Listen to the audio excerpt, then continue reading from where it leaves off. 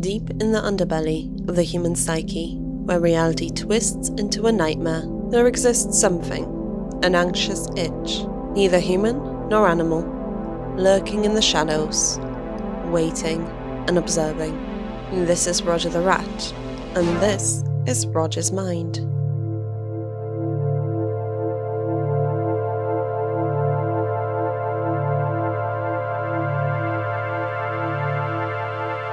A surreal creature navigating a decayed landscape, trapped between the absurd and the grotesque. At its centre is Roger, an anthropomorphic rat, wandering through a decaying world filled with clutter, altered dolls, broken furniture and twisted wires. It's a raw, chaotic space, reflecting the vulnerable side of the human mind. Roger's connection to the mannequins represent a desire to connect with something more human. Yet they are hollow, unable to offer true emotional connection. But Roger the famous photographer might be seeing something in Roger the Rat, something familiar, but dug out from deep within his subconscious. Roger Ballen is familiar with the subconscious, with a degree in psychology. He has always been a little bit fascinated by the deep subconscious mind. This curiosity fuels the surreal and often unsettling images that Roger Ballen creates. But it was his move to South Africa in the late 1970s that grounded his vision in something more tangible, in crumbling walls, desolate spaces, and forgotten people. In 1981, Ballen earned his PhD in mineral economics and settled permanently in Johannesburg with his wife and children. Roger worked as a self-employed mining entrepreneur, a profession that took him deep into the South African countryside. As he travelled through small remote villages, known as dorps, and rural areas called the Platland, Ballen began photographing white South Africans, people who once were privileged by the apartheid, had become economically marginalised and socially isolated years after. The contrast between wealth and poverty, the decaying remnants of a fractured system, may have captivated Ballen.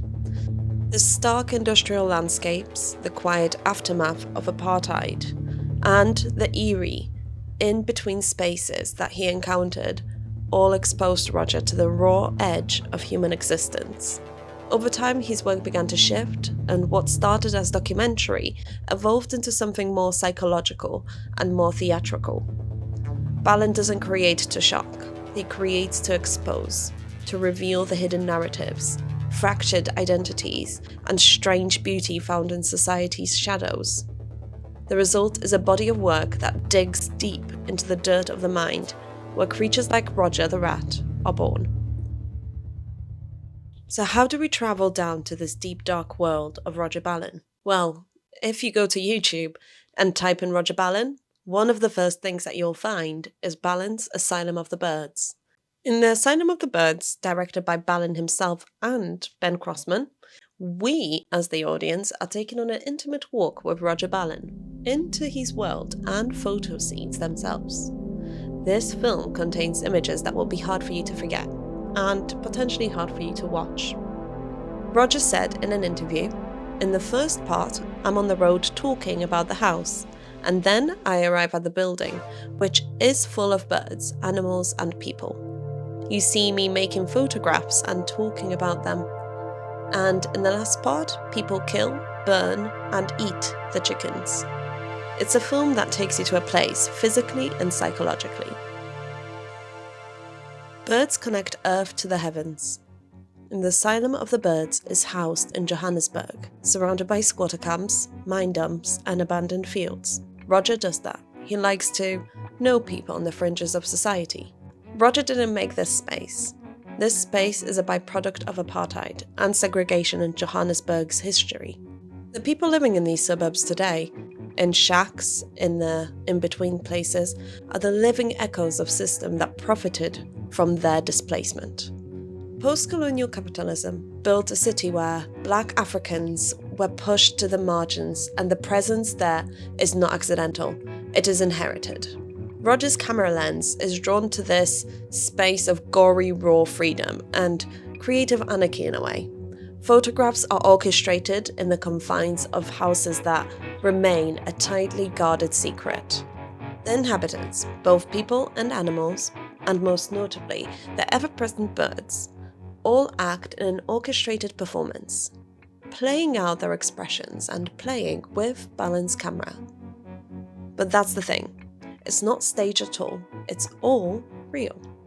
And Roger shows us a place where refugees and escaped mental patients co-live together with animals, birds and rats.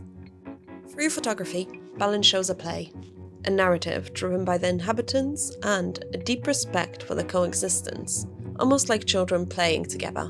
You'll notice that people aren't always present in the photos, but that's because Ballen gets them to draw and doodle all over the walls, and the floor, and any space that's free.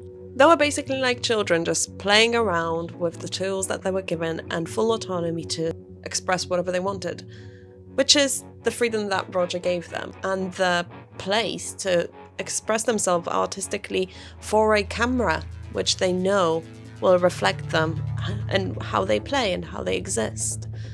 I think they find a lot of freedom and a lot of pride in that. That's why they allow Roger to come back.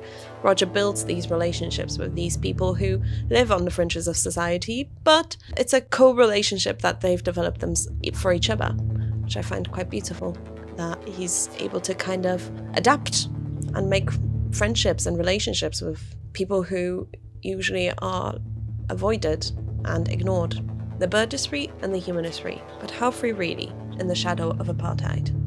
No doubt, this body of work that Ballen presents us puts us on a pathological discovery. Face yourself, face the humanness, and you have to embrace the chaos when you look at these pictures. On surface level, Ballen's subjects and spaces are the fringes of society, the ones cast out into the far reaches, but they're closer to us than we think.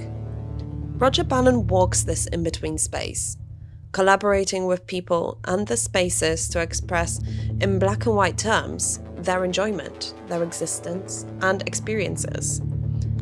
Everything about them is their expression, their hygiene, their dress, the walls, floors, the trinkets they collect, and friends. This place doesn't look great, although that's subjective, and probably doesn't really smell very good. But I'm sure that Ballen revels in the opportunity to display this world and to be welcomed where nobody else usually is welcome unless they are part of that society and that community. The victims of post-colonial capitalism, but also the creators of their own mythologies and worlds.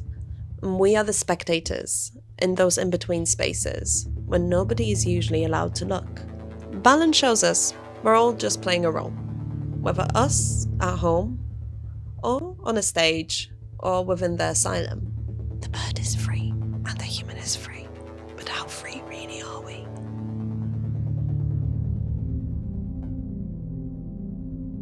Wires. Roger Ballen, he reigns over the black and white world of the human psyche. Wires is a photographic series made in the early 2000s, a haunting extension of Ballen's descent into the unconscious. By this point, his work had shifted from documentary to something far more psychological, more surreal, more eternal. In Wires, the symbolic role of the wire takes center stage, and wires in art and in life could represent connections, boundaries, lifelines, and cages. They can nourish, they can constrict, they can connect one thing to another, or cut it off entirely. In twirling wires, the subject appears overwhelmed, surrendered by a chaotic spiral of metal. The wires twist like a storm, a tornado of thought, and tension clattering and whistling in the silence of the frame. You can almost hear it. Here, Ballen visualizes a mind consumed by itself, caught in obsessive loops, invisible anxieties made tangible. The Wire series is filled with confined interiors, cramped rooms, dirty walls, drawings that blur into the real. In Sleeping Baby, a wire touches the infant's soft skin, so peaceful, yet exposed. The floor is stained, crumbling as if decays itself. Ballen calls these wires umbilical cords, life-giving and inescapable. They connect us to something larger than ourselves, yet leave us vulnerable to it too. In introspection, the wire no longer nurtures. It is barbed, cut and disconnected from the body. The subject sits apart, self-aware but adrift. Both images, young and old, new life and internal reflection, show two stages of the psyche, linked by the same motive. The wire becomes a conduit of the mind, a symbol of how we connect to others, to society and to ourselves, and how we sometimes sever that connection. In Ballen's world, nothing is accidental, and the chaos is structured, the madness staged, just enough to be real. And maybe it just is. So in my opinion, in art, Ballen's purpose isn't to just shock for shock's sake, it's to confront and to show what lies beneath the surface, to remind us that art can connect us even in the most divided of worlds. Over decades in South Africa, he built real relationships with marginalized communities, crossing social barriers through creativity. And his images aren't just documents, they're performances, crafted with his subjects to reveal the chaotic beauty of human existence. You can also see his influence outside of photography, like his collaboration with Diane Antwoord on the music video I Think You're Freaky, bringing his strange theatrical world to a whole global audience. I think many of you probably have heard the song and it's a real vibe, but Roger's images really elevate it for me.